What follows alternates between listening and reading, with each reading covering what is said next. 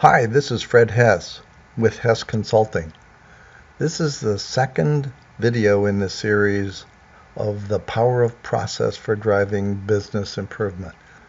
Today we're going to talk about common issues that companies have in the process area. Business owners or managers don't think that they have any processes.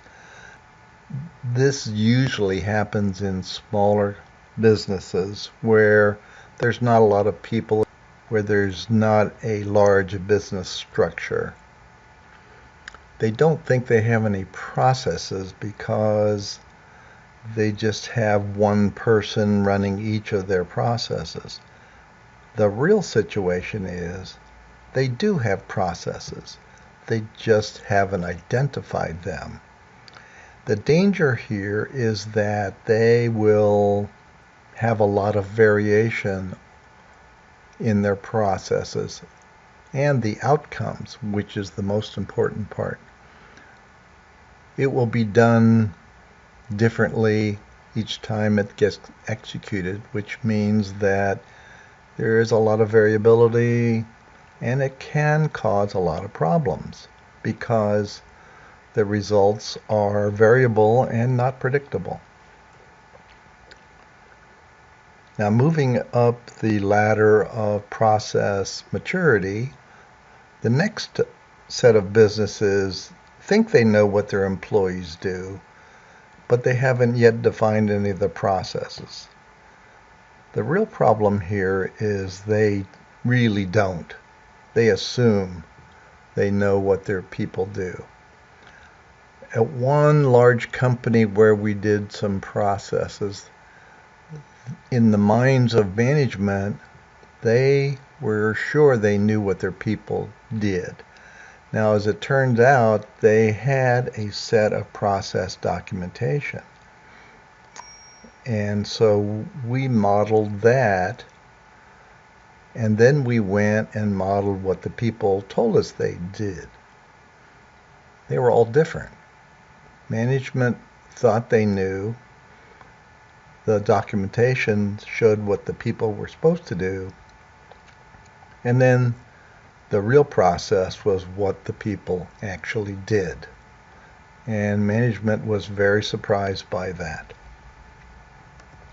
The third situation is that businesses or companies feel they have to document their processes mostly for compliance reasons, or they may have people who think they need to identify their processes.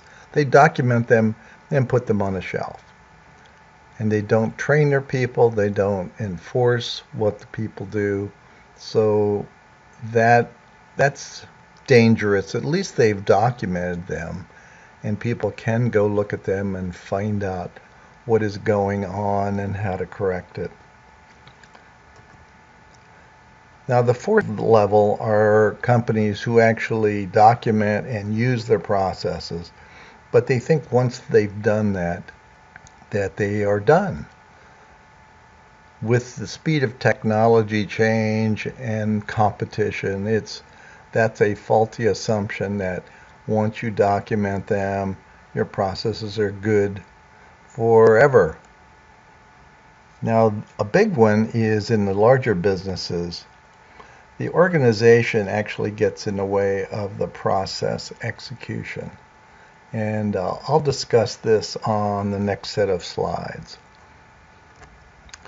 Now, common issues with bigger companies is that they have developed a fairly rigid corporate structure or company structure. Let's say this is a small manufacturing company, and they have these functions or departments that are run by vice presidents, which is not uncommon. So let's say they have these: sales, order, procurement, which means buying, manufacturing or assembling, and then shipping to the customer. Most measurements are pointed upward at the vice president or vertically. So let's take a look at how an order comes in and traverses through the company. All right, if the customer orders something, it comes in probably to the sales department. If they have a separate order department that processes it, then it goes to procurement, which buys some pieces that have to go in with the parts that they manufacture. Then it gets assembled, goes to shipping, and then ends up in the customer's hands. All right? So far, so good. However, the departmental metrics are usually vertical. In other words, everything in that department is done to make the vice president look good, meet his goals. However, work goes through the business horizontally. And those two often are at cross purposes. So the conclusion here is that departmental measurements and the flow of work are typically at right angles to each other. These measurements don't measure the flow of work typically and can sometimes get in the way of the flow of work.